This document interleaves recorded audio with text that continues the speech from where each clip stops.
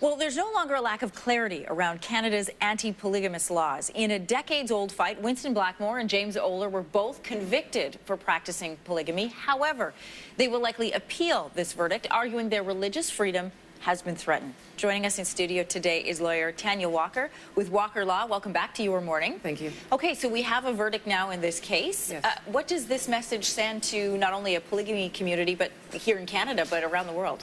What is the message that it sends is that polygamy will not be tolerated. This law has been in force for the last 127 years, but this is the first time that someone has been convicted under it.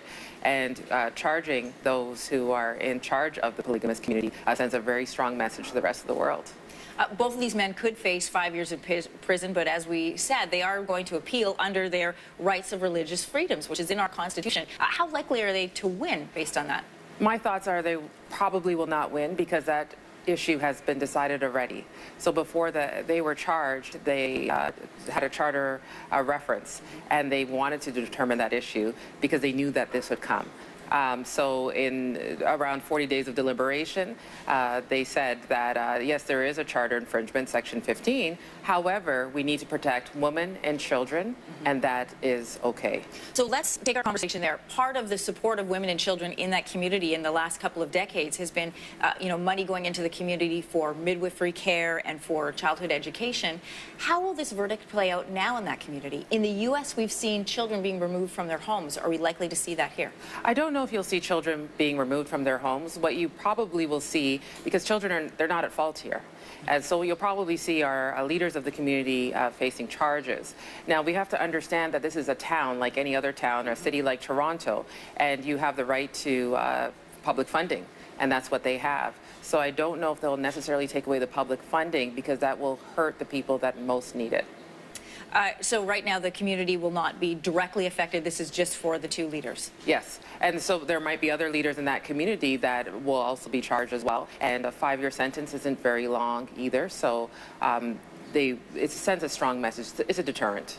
What does this do in terms of the legal community here in Canada, having a precedent like this, having this verdict in place? Well, what it does for the legal community is send a message that these laws are around for a reason, and someone should be charged and convicted under the laws.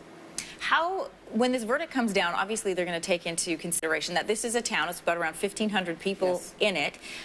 This verdict says, listen, your practice, this major pillar of your religious practice is not legal.